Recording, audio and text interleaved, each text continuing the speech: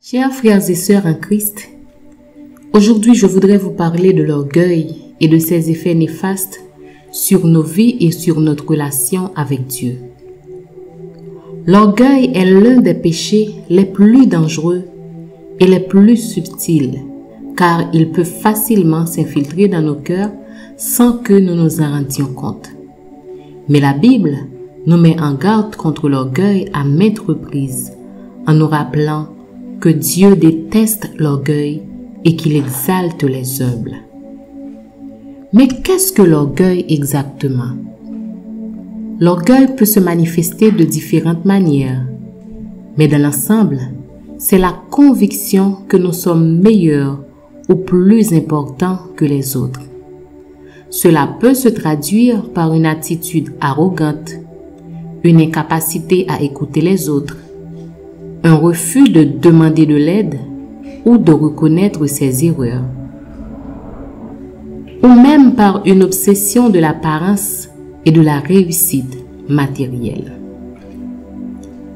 Dans le livre des Proverbes, il est écrit « L'orgueil précède la ruine et l'arrogance précède la chute. » Proverbes chapitre 16, verset 18. Cette phrase nous rappelle que l'orgueil est un péché qui peut conduire à la destruction, non seulement de notre vie spirituelle, mais aussi de notre vie terrestre. L'orgueil nous pousse à nous considérer comme supérieurs aux autres, à nous vanter de nos accomplissements et à chercher la reconnaissance et l'admiration des autres. Mais cette quête de gloire personnelle ne mène qu'à la solitude et au vide intérieur. La Bible nous donne de nombreux exemples d'orgueil et de ses conséquences néfastes. Prenons l'exemple de Lucifer, qui est devenu Satan en raison de son orgueil. Ésaïe chapitre 14, versets 12 à 15, nous dit que Lucifer a déclaré « Je monterai au-dessus des hauteurs des nuages. Je serai semblable au Très-Haut. » Mais sa fierté a conduit à sa chute et à sa condamnation éternelle. Dans l'évangile de Luc, Jésus raconte une parabole sur l'orgueil et l'humilité. Il parle de deux hommes qui montent au temple pour prier.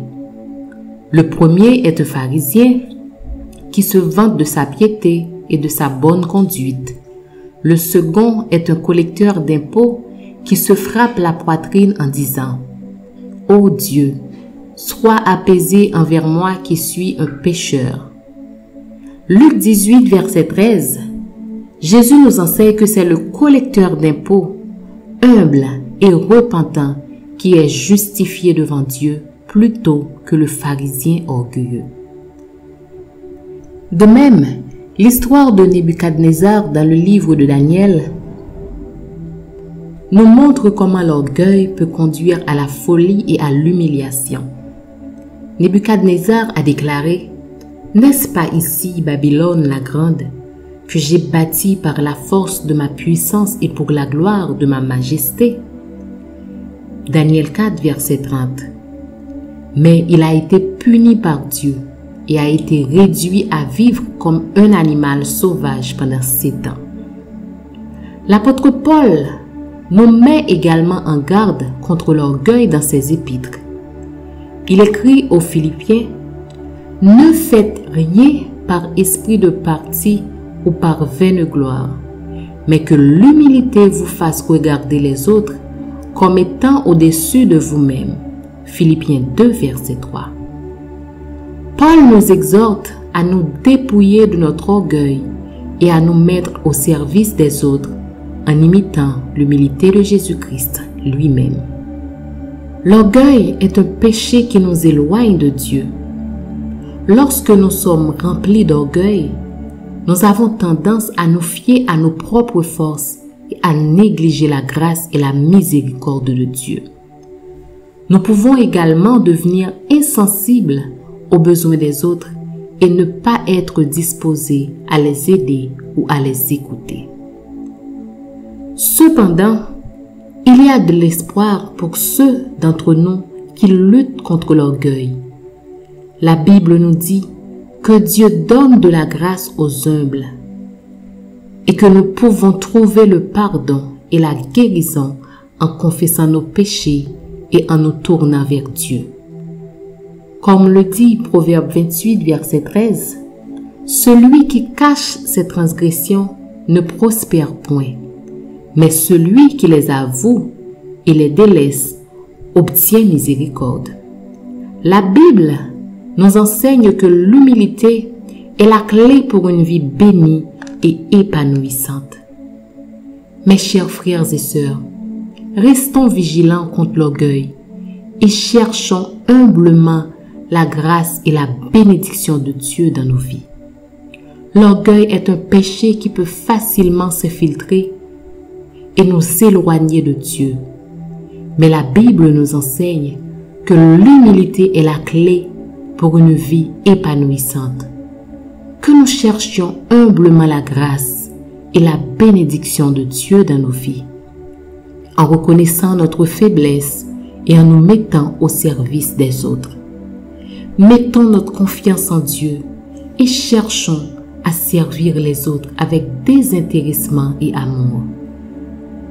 Que Dieu nous aide à rester humbles devant lui et devant les autres. Amen. À présent, faisons cette prière. Cher Dieu, nous nous tournons vers toi aujourd'hui avec un cœur humble, reconnaissant que nous sommes pécheurs et que nous avons été aveuglés par l'esprit d'orgueil. Nous sommes conscients que l'orgueil est un péché dangereux qui peut nous conduire à notre propre destruction. Mais nous sommes rassurés que tu es un Dieu miséricordieux qui pardonne ceux qui se répandent sincèrement.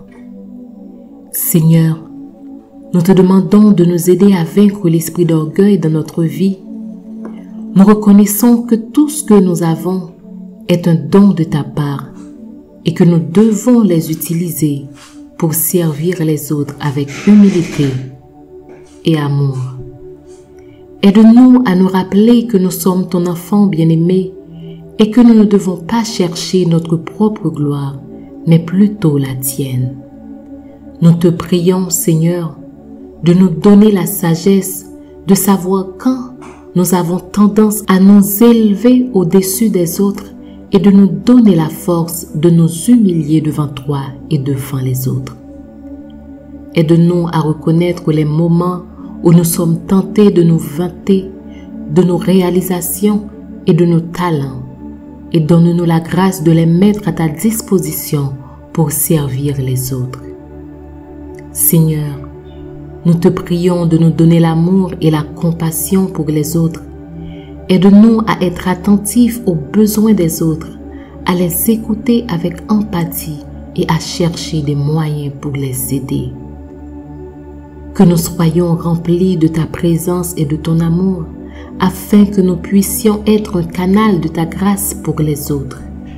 Seigneur, nous te prions de nous guider dans notre marche avec toi, que nous puissions continuer à grandir dans la foi, à nous rapprocher de toi et à devenir de plus en plus comme toi. Que ta paix et ta joie remplissent notre cœur et que nous vivons dans la sécurité de ta présence. Nous te prions tout cela au nom de Jésus-Christ, notre Sauveur et Seigneur. Amen.